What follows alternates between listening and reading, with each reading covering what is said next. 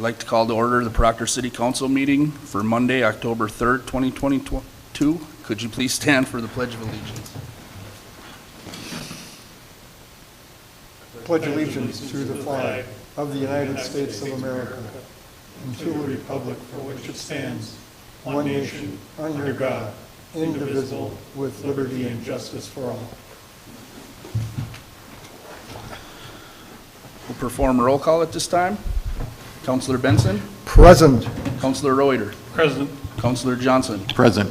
Councilor DeWall? Present. Mayor Ward is also present. Please let the minutes reflect all others in attendance. Administrator Rich and Attorney Bray. Looking for a motion to approve the City Council meeting minutes from Tuesday, September 19th, 2022. So moved. Councilor Reuter made the motion. Is there a second? Second. Councilor Johnson made the second. Is any other discussion? Hearing none. All in favor say aye. Aye. Oppose? Motion passes. Looking for a motion to approve tonight's agenda. I'll make the motion to approve tonight's agenda. Is there a second? Second. Second by Councilor Reuter. Any further discussion? Hearing none. All in favor say aye. Aye. Oppose? Motion passes. This time we'll take comments and suggestions from the citizens present. The public comment and suggestion period of this meeting is when the City Council offers a time for everyone in attendance or watching from home to address the City Council. Once we move on from public comment and suggestion period of the meeting, members of the public will no longer be allowed to address the council unless the mayor acknowledges you. As a general rule, the council will listen to all comments but will not comment on or respond to any comments made by speakers. The council will not engage in dialogue. However, any council member can ask questions. If you would like to address the City Council during the public comment and suggestion period of the meeting, please come forward to the podium or dial 218-628-6289. Before you begin, please state your name and address for the meeting minutes. Comments are limited to 3 minutes. Anyone addressing the City Council will be prohibited from using obscene, profane, or threatening language or boisterous conduct that disrupts the meeting or the security of the public. Is there anyone at this time that is interested in participating in the public comment suggestion period of this meeting? We'll give that a minute.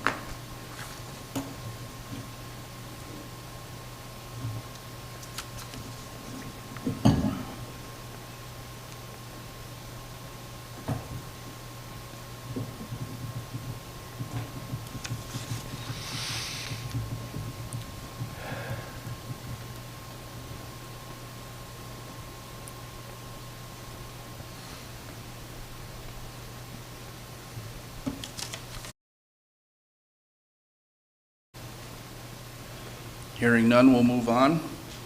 Looking for a motion to approve tonight's consent agenda. So moved. Councilor Benson made the motion. Is there a second? I'll second that. Any further discussion? Hearing none. All in favor say aye. Aye. Opposed? Motion passes. That will bring us to 3A. Clerk advises council, labor negotiation update. Administrator Rich. Thank you, Mayor. Just giving you an update that our current labor agreements are expire at the end of this year. So the negotiation committee has already started to meet with the various unions. One already had started, and the next will be coming in the next weeks. So hopeful that we can get it done in a timely manner. Thank you. Any questions for Administrator Rich? Hearing none, we'll move on to 3B, sand and salt facility update. Administrator Rich. There is a conflict with this project. There is a fiber optic 911 communication line that runs through the project. SEH has been trying to work with CenturyTel since February on a solution to the line located where it is. It's complicated to move it, and it is going to delay getting utilities to the sand salt facility for the winter. So we will be able to move our sand salt operations there for the most part for this winter, but there'll be no electricity, which the street crew has said they're used to working in that kind of condition, and we will start fresh with utilities in the spring. Thank you. Any questions regarding that? Councilor Benson. Sorry. So the electric lines to the facility will be buried Yes. Okay. Thank you.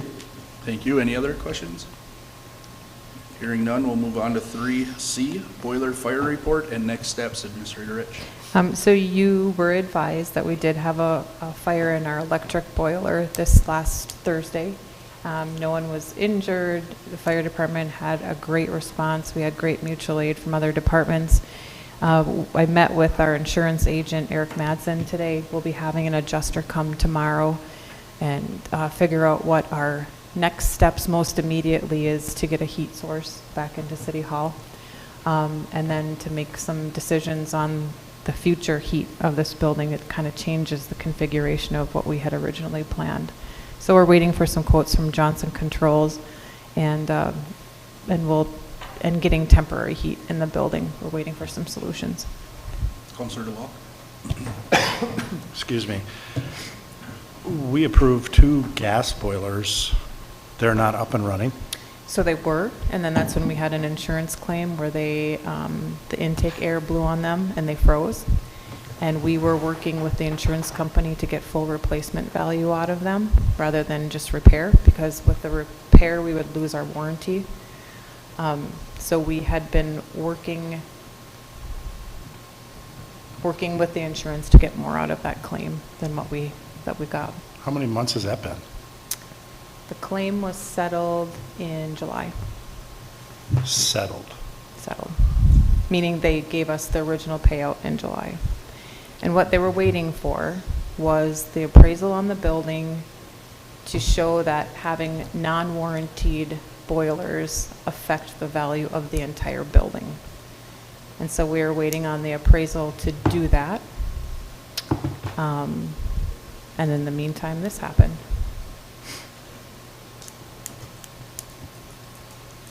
Any other questions? Is there a correlation between the two instances? No. Okay. And how are you going to provide alternative heat? So Johnson Controls is looking into that now. There is a company that provides temporary electric boilers. That's a complicated project in and of itself. And so Friday and today was the first of days that they started making phone calls. Good luck. Thank you. Thank you. Any other questions? Hearing none, we'll move on to 4D, PUC position. Before the meeting started, we were, Administrator Rich received a phone call from Chair Katie of the PUC. Chair Katie would like to sit down with myself and Administrator Rich to talk about this PUC position.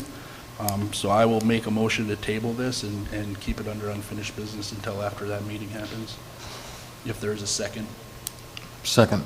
Second by Councilor Johnson. Any further discussion? Could you give us some insight on talking about the position? I mean, that's pretty vague and... Well, it was discussed at our last meeting. We have an open PUC position. We had one applicant apply. Council asked PUC to give us a reason why they weren't going with that commissioner, and Commissioner Katie would like to meet with myself and Administrator Rich regarding that. Any other questions? Just, Councilor Mr. DeWalt. Mayor, if I may, we met 2 weeks ago, 2 weeks Yes. ago. so it changed today that she needed to have a meeting with you versus having 2 weeks to set up this meeting? I did not receive a phone call. Administrator Rich received a phone call, and I don't know if that was discussed or not. And I don't know why we don't have a response today, I guess, but maybe Administrator Rich knows more, but I don't know. I do know that Chair Katie had some questions for Attorney Bray that she was working on. They had met separately, so perhaps they needed the time to speak to the city attorney, but she did call this afternoon. Any other discussion? This is shady. This is not good. You know, it doesn't make Puck or ourselves look good in this situation. And can Attorney Bray say anything to us about Well, if you had a meeting with, Oh, yeah. And what I can tell you from the meeting is that they didn't understand why we didn't take the recommendation. but now it's 2 weeks later, I know. and they found out 2 weeks ago, and now it's coming up? Oh, yeah. Yeah, I understand. I talked to one of the commissioners who wanted to come to the meeting. I didn't discourage her. In fact, I told her it might be a good thing to do to clear the air, but you probably should have a joint meeting if you're going to do that. And I suspect that she may have talked to city administrator, who talked her how to come into the meeting. Yeah, she talked to her 5 minutes before the meeting. No. So Counselor Johnson, my suggestion before this phone call happened today would have been to direct PUC to sit down and at least interview the applicant and air out the issues. If PUC wants to do that with myself, obviously it'll be reported back to council, what that meeting was entailed about. But my original recommendation heading in tonight was to send back to PUC to have them at least interview the one applicant that we had that applied for the position in a timely manner, so. That was my opinion. But if she wants to sit down and meet, I'm okay with that, but it's up to council, I guess. It's on the agenda, so. I would recommend that you allow mayor to move forward. You know, the chairperson is new. This is her, you know, she only had one meeting as a chairperson. Getting them up to date on policy and procedures and guiding them through the process, I think, is a better approach than, and using it as a time to discuss about it. Sometimes there's better discussions can happen in a small group rather than in a public setting. And when they have the meeting, they have city administrator attend those meetings and our city attorney attend those meetings I'm there.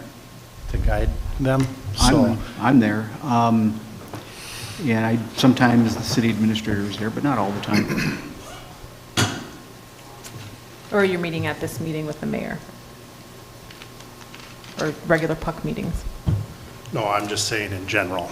That's why we have our city attorney there to help guide, just like you would guide us in a situation. I did tell them that they don't make appointments, that city council makes appointments. They know that. I think there are some things beyond procedure and beyond who has the right to appoint at issue here. Things that aren't purely driven by law or procedure. Attorney Bray, can I ask, when were you in contact with her? With who? I had a conversation with one of the commissioners and the PUC chair a week ago today. And it couldn't have been set up to either meet with the mayor or meet with the applicant in that time frame? I don't get it. I don't. Well, And if we're going to go with, they're going to meet with you, Mayor, or interview the applicant, then we need a time frame down before our next meeting. Well, and it was brought up at the last meeting, I think Councilor Benson made the motion to have a valid reason why they weren't going with that applicant at our next meeting, which is tonight, and we don't have one. But if they, like I said, if they want to sit down, I'm okay with that. Councilor Johnson, if you want to see something different, I can rescind my motion. Who seconded that? Councilor Johnson? We can rescind it if you have a different motion you'd like. Well, again, we just need a time frame that's going to be abided by, you know. Attorney Bray, yeah. would it be okay to have a meeting with the chair of the PUC and myself and Administrator Rich and ask them at that meeting to go back and make sure they interview the candidate? Because their next meeting is Yeah, their next Monday. meeting is next Monday. And my response to that is, yeah, you can. So, But keep in mind that the council appoints Public Utilities commissioners. So if that's okay to do with council, I will make a suggestion to Commissioner Katie at that meeting that council would like to see you interview this applicant and come back with a reason why or why you wouldn't want this person sitting on PUC by our next meeting.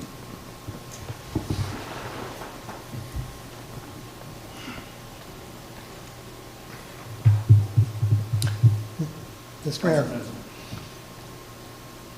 while I'm not entirely pleased, I will allow some latitude just to kind of find out what the problem is, if there is one. And I'm just curious because if we have an applicant, traditionally that individual would be a finalist and the name would be public. And we seem quite guarded by not mentioning that. And I was just wondering about that, Mr. Bray. Well, I can address that just real quick, I guess. I know who the applicant is. I had a discussion with the person before they applied for the seat. Since the application was not included in our council packet, I don't know if it's at our leisure to address who it is or who it isn't.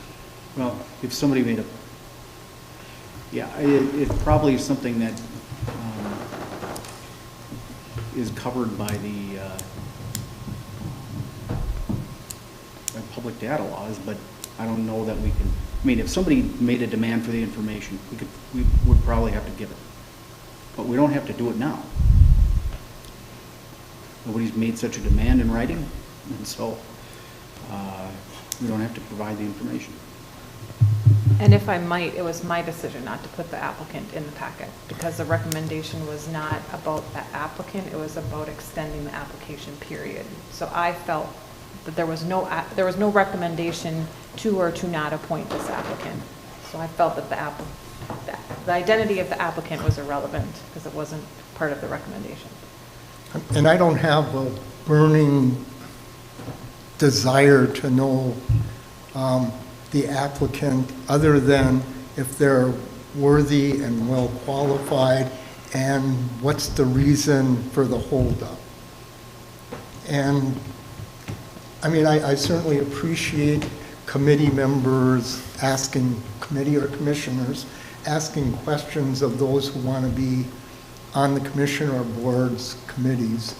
I just want to make sure we have a full complement to run the business.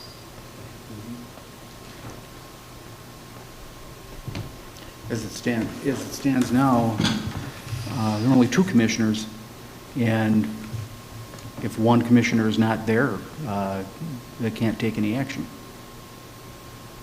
And that's why I'd like to see Yeah. a third commissioner on this commission because people do get sick, especially this time of year. So we're going to go over a month without having, It's been over a month now. Commissioner Lynn resigned August 31st. So they've had 2 commissioners for over a month already.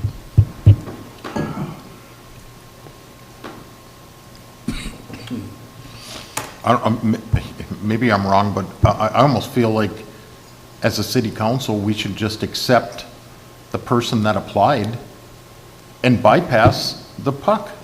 And I would agree with you, Councilor Johnson. However, I don't have an applicant in front of me. Neither do the other 3 city councilors. I don't think we can vote on accepting an application when we haven't seen it yet.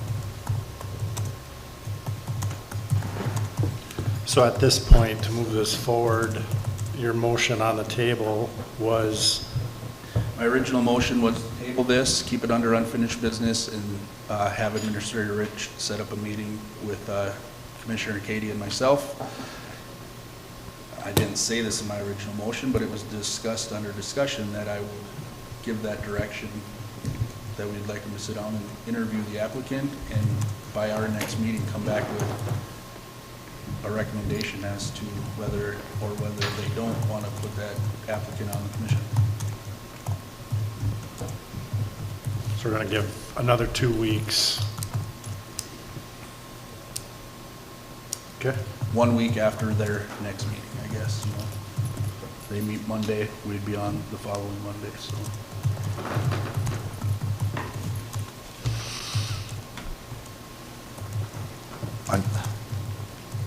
And I know I seconded it, but they had a meeting last Monday, didn't they? Yep. No. No, not last Monday. Second Monday of the month. Oh, so they missed, it was an off Monday for them. Yeah, their next meeting, since we last discussed this, will be next Monday. Got it. Okay. Yep. And you'll be meeting before the next meeting? We're gonna have to, I guess, yeah.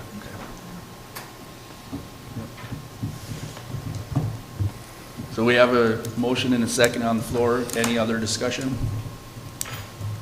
Hearing none. All in favor, say aye. Aye. Oppose? Motion passes. That will bring us to 5A, Equipment Surplus Resolution 36-22. In your packet, there was a Toro Sidewinder that is inoperable and not repairable. It is Administrator Rich's recommendation that we declare the following equipment as surplus and to be sold for parts. The estimated value is $500. Is there a motion to accept Resolution 36-22? Moved. Counselor Benson made the motion. Is there a second? Second. Second by Counselor Reuter. Any further discussion? Hearing none. All in favor say aye. Aye. Oppose? Motion passes. Bring us to 5B, donation request. In your packet is a request for donation for $1,000 from the Proctor Police Department to the First Witness Child Advocacy Center's I Stand With Kids campaign. This donation will come from the police forfeiture funds, and it is recommended by Chief Gaddis and Administrator Rich. Just looking for a motion to approve that donation. I will make a motion to approve the donation. Is there a second? Second. Second by Counselor Johnson. Any further discussion? Counselor Benson. Thank you, Mr. Mayor. In the request, it will always be nice to know, it says the Proctor Police Department utilizes the services. Is it weekly, monthly, once a year? I think it's money well spent, certainly support it, but just a little more information on what's going on in our community. They utilize it. What do we have to do to support it outside of law enforcement? That was an Thank you. observation. Yep, thank you. I'm sure we can make that happen in the future. Any other discussion? Hearing none. All in favor say aye. Aye. Oppose? Motion passes. 5C, employment separation. In your packet is a letter to Mr. Redfield for the separation of his employment effective Sunday, September 25th, 2022. Is there a motion to accept this separation of employment? Moved. Counselor Reuter made a motion. Is there a second? Second. Second by Counselor DeWall. Any further discussion? Hearing none. All in favor say aye. Aye. Oppose? Motion passes. Brings us to 5D, deed restriction. Administrator Rich. Thank you, Mayor. This deed restriction is a grant requirement from our Minnesota Land and Water Conservation Grant that we got for the playground for everybody. The restriction isn't something new. When the regional recreation area was created, there was a grant agreement that the city council at the time signed stating that they would only use this property for recreational purposes, and any other use would have to be approved by the Department of Interior. So we've been operating under this assumption that we can't use it for anything else. The only thing that's changed is the grant structure in the grant agreement is now requiring an actual deed restriction to be placed on the property. I would guess that over the years, maybe the Department of Interior lost track of how many properties should have been restricted to this use, so the deed restriction is a tool to keep us to our word that it's going to be used for recreational purposes only. Thank you. Is there a motion to approve the deed restriction agreement? So moved. Counselor Johnson made a motion. Is there a second? Second. Second by Counselor Benson. Any further discussion? Counselor Benson, did you have something? No, Okay. thank you. I got one thing. On the map you have, does that have to be updated? Regarding the softball field? Softball field number 1. Yes. So our understanding of that is this deed restriction will be placed on it, and when the ownership of the outfield transfers to the school, it is still being used for recreation, Okay. so it will be allowed. Okay. Does that answer your question? Yeah, but do they got to do a deed restriction for that property then as well, or? It goes with, no matter who owns it? Okay. Yes, that does, then. Thank you. The only question It that... runs with the land. Yeah, and the only question that may arise is the Proctor School District does own land in the recreation area. They too may be required to put a deed restriction on their property. But we thought we would first start with this and see if this satisfied the grant agreement. Thank you. Any other discussion? Hearing none. All in favor, say aye. Aye. Oppose? Motion passes. Brings us to 5E, pickleball courts. Administrator Rich. Thank you, Mayor. And this was brought to my attention through Counselor Johnson. Counselor Johnson sits on the READ 3 committee, or the READ 3 Foundation Board. And a committee of that foundation board has formed to potentially build a pickleball facility in the city of Proctor. They're looking for partnership in exploring a location, partnership in funding, and planning. Before we did move forward with spending any more of my time or requesting feasibility numbers from SEH or what is involved, I would like council permission to move forward with that or have a discussion about it. We did identify one possible, we did look at several locations within the city of Proctor, and the one that is in your packet seemed like it was the most feasible and fitting. Doesn't mean that that's where it's decided. It was just a demonstration of some of the work we've done so far. Thank you. Is there a motion to direct Counselor Johnson and Administrator Rich for consideration to continue working on this project by requesting a quote for services from SEH for preliminary design? I'll make that motion. I'd like to see us look at doing something like this. Counselor Reuter made the motion. Is there a second? I'll second that. Any further discussion? Counselor Benson. Thank you, Mr. Mayor. So pickleball courts have been discussed for 4 years or more, and not against it.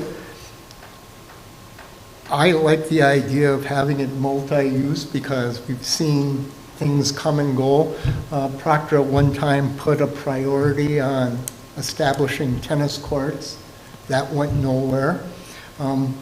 We got some property from the school on First Avenue and 3rd Street, and we were going to do something with that. That's languished. So I would like to see an overall plan, because even as we're looking at migrating the Public Works Department to Kirkus Street, we have that property as well that we haven't discussed, even though we knew that was, the street department was going to be moving eventually. So I would like to bundle all of that discussion into one good discussion. I like the idea of the pickleball court down at the Regional Recreation Center, and but we have these other properties we've talked about, discussed, and they're languishing. So even putting together some recreational comprehensive plan, if you will. Not against it. And I can go a little step further with this, because Sherm Carlson and I sat down with Administrator Rich and talked about, we actually, our first place we were gonna go to was the parking lot, right out here, and just paint the lines down, and when nobody was parked there, people could come and play. And we talked about across the way, the old junior high area over there, and when Administrator Rich suggested down there, it made so much sense to us, and we went down there and we measured it out, and it'll fit and the whole bit. But the thing that really got me was to have the intergenerational people playing pickleball, and then you got kids playing on the playground right next door. How cool is that for our community to have? And pickleball, if you don't know, is like the #1 sport in the United States, growing right now.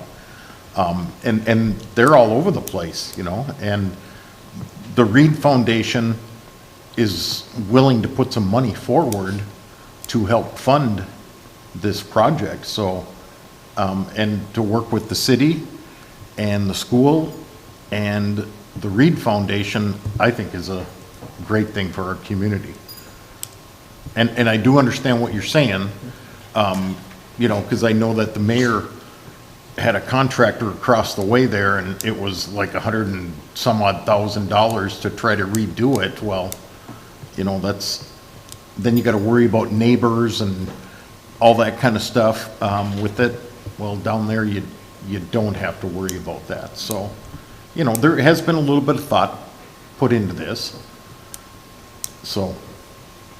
And I go back to when Proctor was doing, or was planning for Best Pocket Parks, small little areas around town where people could sit while walking their dog or just taking the scenery. And people came up and said, yeah, I see this vacant land. It's gorgeous. I'd like to buy it. And it was like, yeah, well, that was our plan, to use it as a park. And at that time, city council members did end up selling those parcels. So like I said, I'm not against it, I just would like to see a larger plan. And I can tell you, because I am on the Parks and Rec Board, the Parks and Rec Board is kind of non-existent for the last couple of years, which doesn't help out the situation. And Councilor Benson, just to some of your points, since I was elected in 2019, the 3rd Street First Avenue area has been something I've been focusing on. Administrator Rich knows that. She's working on some ideas that are very fresh and new. There's nothing to talk about at the moment, but when I saw this map, I thought that would be a good location for this, because we talked about pickleball courts on that 3rd Street Park, and it'd be nice, center of town, but this makes sense here. I agree with you that we do need to come up with some sort of plan with the spaces that we do have available to give some parks back to the community that can be utilized. But I think this is a good start right here. So that's my 2 cents on it. And I do like the intergenerational. I could see people bringing down their kids and having a nice pickleball game. I did not have an opportunity to go and see if the exercise equipment is still Some of it is functioning. I don't know if I'd use it, but standing.